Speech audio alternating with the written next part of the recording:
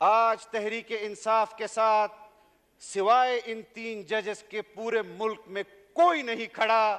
اگر کھڑا ہے تو پھر یہ پارلیمان کھڑا ہے اور آپ کے ساتھ کھڑا ہے. جناب وزیر اعظم، کسی کو شوق ہے تو وہ اپنا شوق پورا کر لے، اور بے شک وہ اکتوبر کے 14 تاریخ کا نام 14 مئی رکھ لیں، نومبر کا نام 14 مئی رکھ لیں. تاریخ یہ پارلیمان پوری کرے گی، اور ہم ساری صورتحال کو دیکھ رہے ہیں. ہم نے جو جدوجہد کی ہے وہ اس لیے نہیں کی کہ سب سے پہلے تو میں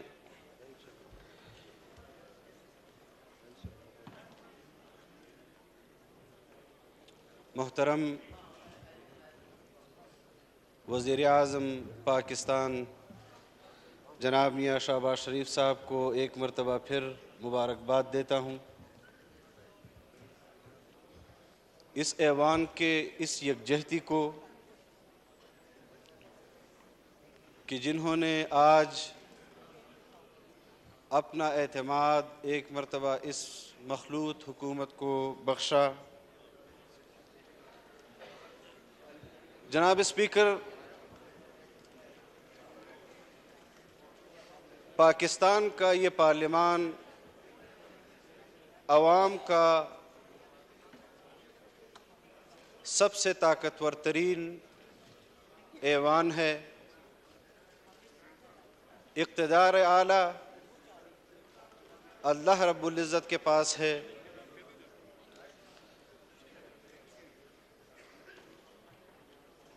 یہ ایوان قوم کی نمائندگی کرتا ہے. قرآن و سنت کے مطابق قانون سازی کو عملاً اس ملک میں نافذ کرنا چاہتا ہے. اس کے خلاف قانون سازی ممکن نہیں.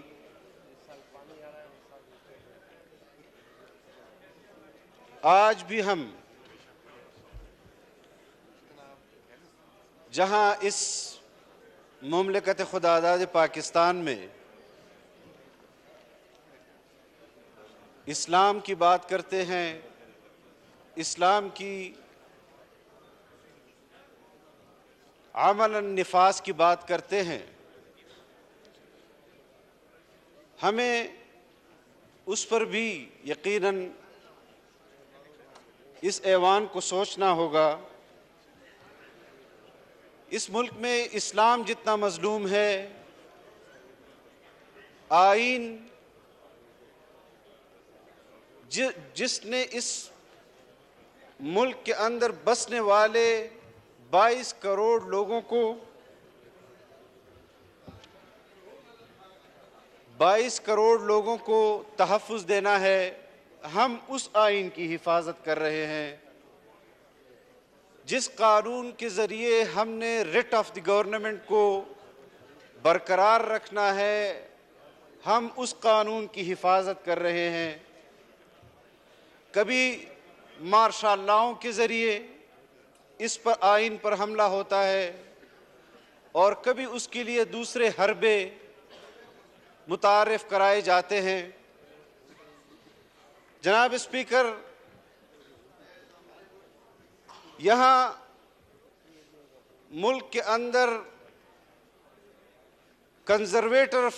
کنزرویٹو فرنٹ آف اسرائیل کا ایک نمائندہ انسٹال کیا گیا. نیو کارن کا ایک نمائندہ متعارف کیا گیا، جو دنیا بھر میں اسرائیلی مفادات کے لیے آواز بلند کرتے ہیں. یہاں پاکستان کے اندر اسی سوچ کے مطابق وہ اپنے نظریات کے لیے اور افکار کے لیے کام کر رہا ہے. ہم نے آج سے کئی برس پہلے جو دعویٰ کیا، اس کو آج اس کے اپنے عمل سے تقویت مل رہی ہے. جناب اسپیکر، اس پر ایوان میں بہت مرتبہ بات ہو چکی ہے. لیکن جو آج کا صورتحال ہے میں اس حوالے سے آپ کے سامنے اپنی تجویز رکھوں گا۔ مذاکرات کی بات کی جناب وزیر اعظم صاحب نے، اصولی طور پر ہم اس بات سے اتفاق کرتے ہیں کہ سیاستدان مذاکرات کریں گے، لیکن کسی کے دباؤ پر وہ مذاکرات کریں گے، ہم اس دباؤ سے انکار کرتے ہیں۔ ہم نے پہلے بھی انکار کیا ہے، ہم پھر بھی انکار کریں گے۔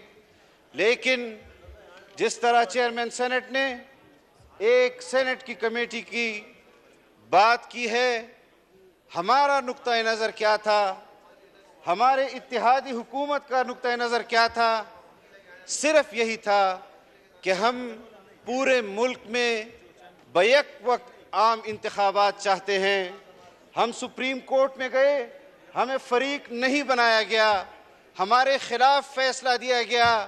ہم اس وقت بھی کہہ رہے تھے کہ آپ ہماری اس تجویز کو کہ ہمیں فل کورٹ دیں، آپ ہمیں فل کورٹ دیں، اس کے بعد جو فیصلہ سپریم کورٹ کرتی ہے ہمیں وہ قبول ہوگا۔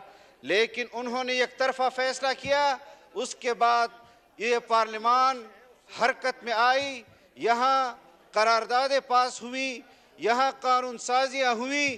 اس قراردادوں کو اور قانون سازیوں کے خلاف جس قسم کے فیصلے جاری ہوئے اور جس پر کل پاکستان پیپلز پارٹی کے چیئرمین بلاول بھٹو صاحب نے آپ سے پریویلیج کمیٹی کے اندر ان تمام ججز کو بلانے کا مطالبہ کیا، جمعیت علماء اسلام بھی آپ سے مطالبہ کرتی ہے کہ ان 3 ججز صاحبان کو آپ پریویلیج کمیٹی میں بلائیں اور ان سے پوچھیں کہ پاکستان کے اس ایوان کو جو سب سے طاقتور ترین ہے، وہ آپ کو قراردادیں اور قانون سازیاں کر رہی ہیں، آپ اس کو کیسے روک سکتے ہیں؟ کس آئین، کس قانون کے تحت آپ اس کو روک سکتے ہیں؟ میں آج اپنی جماعت کی طرف سے، آپ کسٹوڈین آف دی ہاؤس ہے، آج بھی انہوں نے کہا کہ ہم مذاکرات کے لیے، ہم مذاکرات کا نہیں کہہ سکتے، لیکن مذاکرات پر ہماری نظر ہوگی کہ آپ مذاکرات میں کتنا سنجیدہ ہیں۔ جناب وزیر اعظم، چیئرمین سینٹ کی جو کمیٹی ہے، وہ کمیٹی جو بھی فیصلہ کرے، آپ کو پارلیمان کے اس فیصلے کی کہ جس کی خلاف ورزی سپریم کورٹ کی طرف سے ہو رہی ہے، اس پر آپ کی جماعت کی تائید بھی چاہتا ہوں، پیپلز پارٹی کی تائید بھی چاہتا ہوں، اور اس پارلیمان کی تائید بھی چاہتا ہوں کہ ان ججز کو پارلیمان کی پریویلیج کمیٹی میں ضرور بلایا جائے، اور اس بات پر بھی اس کو ضرور نافذ العمل ہم تصور کرتے ہیں کہ وہ نافذ العمل ہو چکے ہیں، اور یہ بھی کہ ہماری سینٹ کی مذاکراتی کمیٹی یا جو بھی آپ نام اس کو دیتے ہیں، ہماری اس پر نظر ہے کہ اس کا کیا فیصلہ آتا ہے۔ ہم سنجیدگی سے اس کے فیصلے کو دیکھیں گے، اور ہم نے بھی فیصلہ کیا ہوا ہے، اس فیصلے کے بعد ہم اپنا فیصلہ بھی سنائیں گے کہ جو فیصلہ وہ کمیٹی دے گی۔ جناب اسپیکر، یہ پارلیمان اپنی مدت پر کمپرومائز نہیں کرے گا، یہ پارلیمان اپنی مدت پوری کرے گا، اور انشاءاللہ یہ تائید جناب وزیر اعظم آپ کو حاصل رہے گی، اور آپ کو انشاءاللہ کوئی بھی گھر نہیں بیچ سکتا۔ آپ کے ساتھ یہ پارلیمان کھڑا ہے۔ جو کچھ اس ملک میں ہوا وہ نہیں ہونا چاہیے تھا، تباہ و برباد ہوا، ان فیصلوں کی وجہ سے مزید ہم نے اس فیصلے کو روکنا ہے۔ آج تحریک انصاف کے ساتھ سوائے ان 3 ججز کے پورے ملک میں کوئی نہیں کھڑا، اگر کھڑا ہے تو پھر یہ پارلیمان کھڑا ہے اور آپ کے ساتھ کھڑا ہے جناب وزیر اعظم. کسی کو شوق ہے تو وہ اپنا شوق پورا کر لے, اور بے شک وہ اکتوبر کے 14 تاریخ کا نام 14 مئی رکھ لیں, نومبر کا نام 14 مئی رکھ لیں. تاریخ یہ پارلیمان پوری کرے گی, اور ہم ساری صورتحال کو دیکھ رہے ہیں.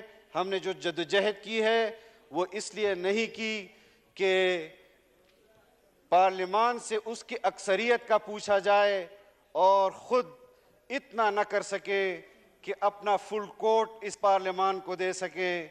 تو اپنی اکثریت اب ان کو ثابت کرنی ہوگی. پارلیمان اپنی اکثریت ثابت کر چکا ہے. آپ سے میری یہی درخواست ہے جناب اسپیکر کہ آپ نے اپنے پارلیمان کو کسی کے رحم و کرم پر نہیں چھوڑنا. مسلم لیگ کے ممبران کی عزت, پیپلز پارٹی کے ممبران کی عزت, جمعیت علماء کے ممبران کی عزت, یہاں پر بیٹھے ہوئے تمام اراکین کی عزت, اس پارلیمان کی عزت ہے, اس آئین کی عزت ہے.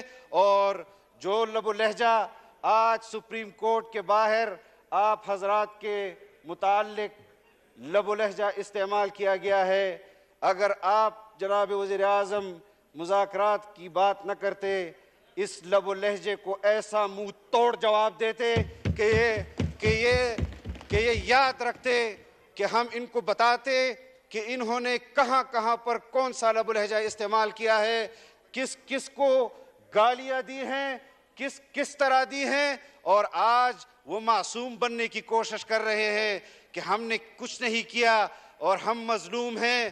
تم فتنہ ہو, اور ہماری نظر میں فتنے کی اصلاح نہیں ہوتی. جناب وزیر اعظم, فتنے کا سر کچلا جاتا ہے, اور انشاءاللہ جمعیت علماء اسلام اپنا فیصلے سیاسی طور پر آزادانہ طور پر کرتی رہے گی. لیکن آج پارلیمان کی اس یکجہتی کی خاطر, اس وحدت کی خاطر ہم جناب وزیر اعظم کو یہ اعتماد دیتے ہیں کہ ہمارا اعتماد آپ کو اسی طرح حاصل رہے گا. باقی جو فیصلے اگر کوئی آپ کو کہتا ہے کہ آپ اکثریت کھو چکے ہیں, تو جناب اسپیکر وہ فیصلہ آج دوبارہ اس پارلیمان میں لایا جائے تاکہ ان کو پتہ چل جائے کہ اکثریت آج بھی وزیر اعظم میاں محمد شہباز شریف کے ساتھ ہے. وآخر دعوانا الحمدللہ رب العالمین. جناب شاہد خاقان عباسی صاحب.